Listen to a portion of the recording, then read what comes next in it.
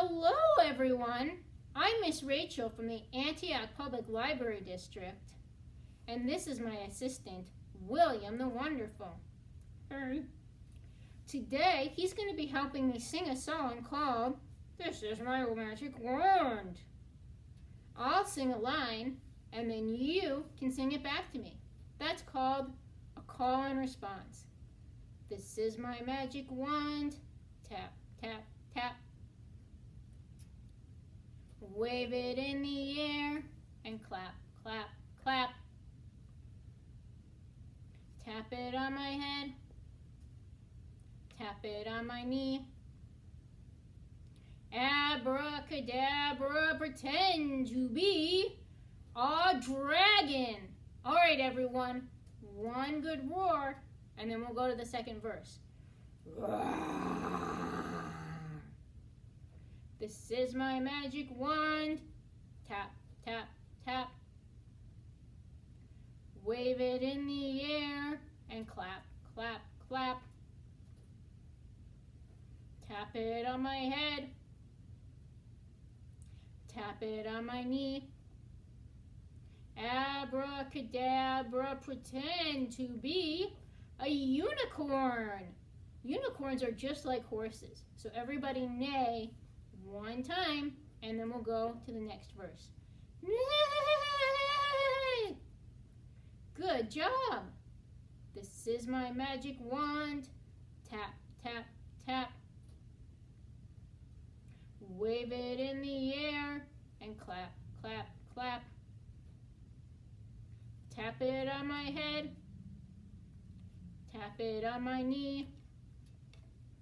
Abracadabra, pretend to be a guinea pig. One good squeak. And then we're going to finish our song and go on to the story. Excellent work, everyone. William's going to go away for the rest of this episode, but we'll see him next time. Everyone say bye-bye. Bye, William. Bye. And now I'll read you a story. It's called The Magician's Hat by Malcolm Mitchell, illustrated by Joanne Lou Virchow.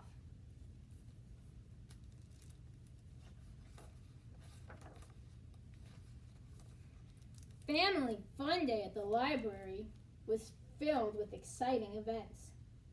Book scavenger hunts, storytelling, reading rallies.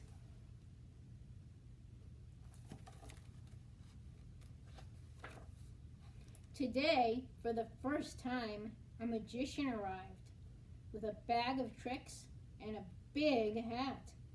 Everyone gathered around to see the magician perform.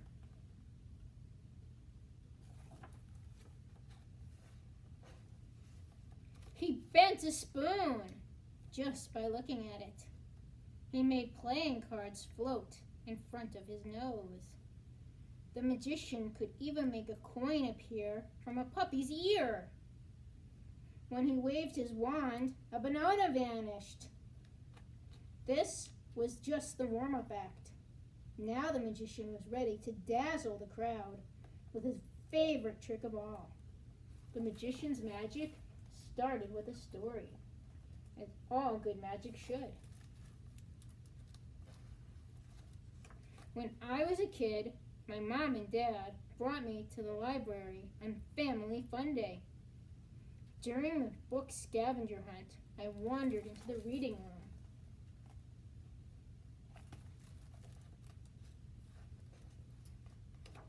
There were hundreds of books. Books about dogs, books about planes, books about the sun, flowers, rain, cities, and circus dancers. Out of all the hundreds of books, a special book jumped out at me. It was a book about magic. I would like to see that book. I read and read and read every single word on every single page. I discovered that book wasn't just about magic. I learned that books are magic. Even though I was still in the library, those pages and words took me to places I'd always dreamed of going. This is how I knew I wanted to become a magician when I grew up. Soon after that, I got my magician's hat.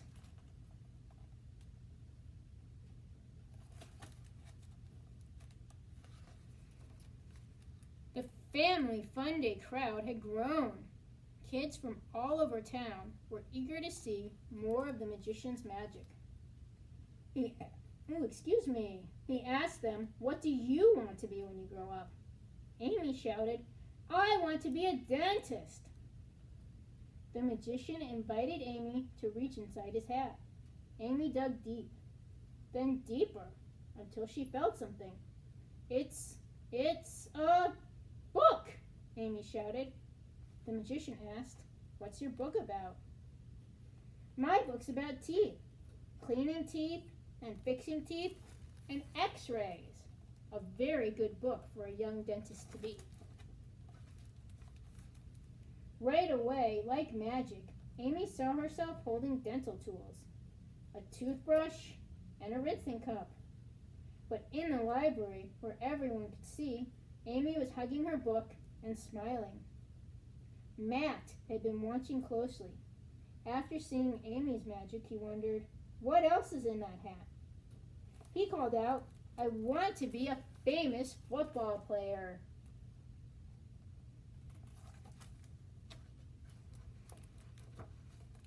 And so the magician offered Matt his hat.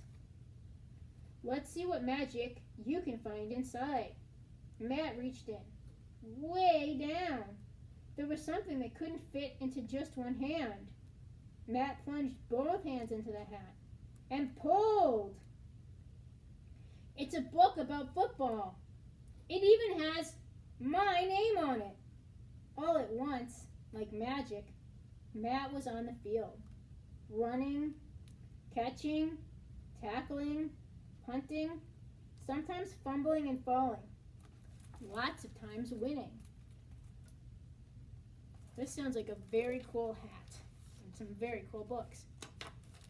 Ryan called out from the back of the crowd, "Wait a second, this is not magic." Amy and Matt's parents must have told the magician what they want to be when they grow up. The magician asked Ryan, "What do you want to be when you grow up?" This was Ryan's chance to prove the magician was a fake. He snickered and said, "A dog." Ryan's not being very polite to a magician. Even if you think you know how their trick is done, you should never ever tell them that and never interrupt them. The magician asked Ryan to reach into his magical hat. Ryan said, "I can't feel anything."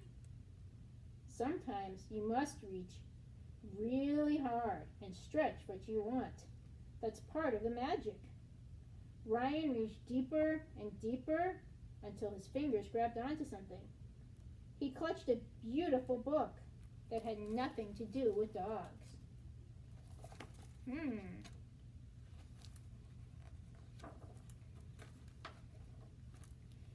Its pages were filled with letters and paintings and photos and foldouts, stars, planets, rocket ships.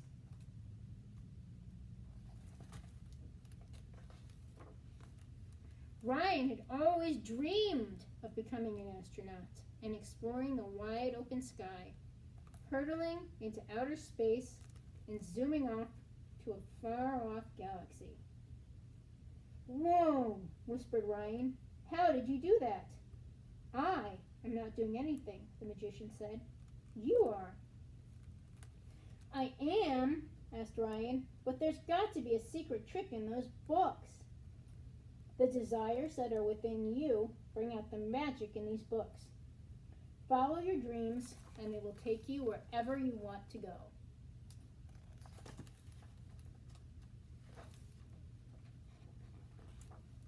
The magician turned his hat so everyone could see inside. What are your dreams?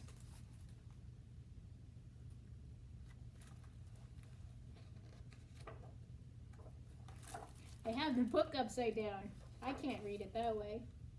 The question made all kinds of magic appear. Those children look very happy with their books. And hopefully you are too. Now it's time for me to demonstrate the magic trick at the table. Join me over there in just a minute. All right, everyone. The marvelous Ms. Rachel has prepared a fantastical illusion for you. Those of you who are familiar with Top Hats and Tails from this summer will recognize this trick as the one I used to do in my intro. Those of you who are new are seeing it for the first time. I'm sure you're all excited to learn how to do it. We have here an ordinary vase with an ordinary yellow ball inside. You've got one of these too. Now, if you were here in person, I would invite you to come up and squeeze the ball and bounce it so you could see that it's just a normal ball. But you're not, so you'll have to take my word for it. I take the ball, put it in my pocket, put the lid back on the vase. You have to be very careful with this illusion because there are a lot of working parts and you don't want to mess up the trick by spoiling them. Wave the magic wand, abracadabra, and poof, the ball jumps from my pocket and into the vase. Ready, steady, ta-da! But that's not all. It's only a magic trick if I set everything right again. So I wave the magic wand. I'm going to say some different magic words this time. How about alakazam? And the ball will jump from the vase and back into my pocket. You ready? Nothing up my sleeve, nothing in my hands, nothing in my hat. And ta-da! It is in my pocket. Stay tuned to learn how to perform this trick. For those of you who have already explored the magic trick in your kit, you'll know the secret to this trick is that there's not just one ball, but a second one. Well, part of one. So what happens is when you put the lid on the vase with this ball in your pocket or your assistant's pocket or under the table or somewhere else where the audience can't see it, now that little piece that looks like the top of a ball is still connected to your vase. So you lift up the lid without taking it off. So what you want to do is either hold it down here when you're taking it off and showing the vase is empty, and up here when you're showing it as full, or this way. It's kind of hard to grip from the middle without taking the bottom piece, but you can get the hang of it with some practice. On, off, on, off, off, on, and so on. Just keep practicing until you find something that's comfortable for you. I like taking it by the tippy top because it looks kind of neat. Other people, not so much. And then I hold it by the tippy top when I show that the vase is empty too. You just want to make sure you're gripping this piece and this piece together to form this piece. So you take the two pieces, you start with the vase, take the lid off, take the ball out, show everyone the ball, get them very interested in the ball so they ignore the vase. Put the ball in your pocket, put the lid back on, wave the magic wand so they're not paying attention, they forget how you were holding the vase before. Take your fingers, tippy top, and ta-da! I like the bit of business where I go and the ball jumps from my pocket into the vase because again, it gets them focusing on other things and not the way my hands has just changed positions. Try it out, practice it, and get good at performing it. You can watch yourself in the mirror to see if you make the vase shake or to see if you let anyone know that the ball you're bringing back is not really a ball. I'll see you next time. Bye-bye. As you have no doubt figured out upon opening your magic trick, the secret to this illusion is not that there is one balloon that I cut and magically make whole again, but that there are two balloons. What you do is you blow up one of the balloons and make sure you're working with two balloons of the same color. For my demonstration here, I'm going to use 2 different colored balloons so you can see the balloon inside the balloon. Blow up one of your balloons so that it's all ready to go, it's good, it's been practiced, then let the air out. Make sure you're not tying it up like a blown up balloon that you're going to use at a party. You just want to open it up so that when you start to blow through it, after you've cut the tip off of the second balloon, it will not do what happened when I performed this trick. So, stretch out your first balloon.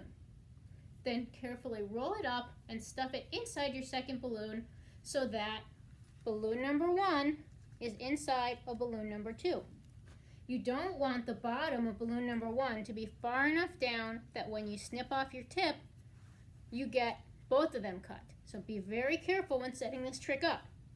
Snip the bottom of the second balloon off, and now you've got a balloon inside a balloon, and so when you blow up the first balloon,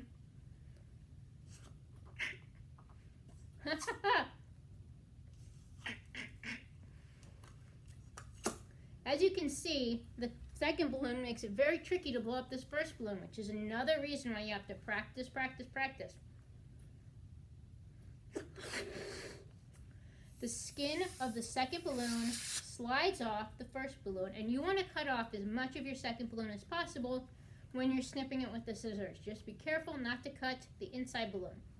And then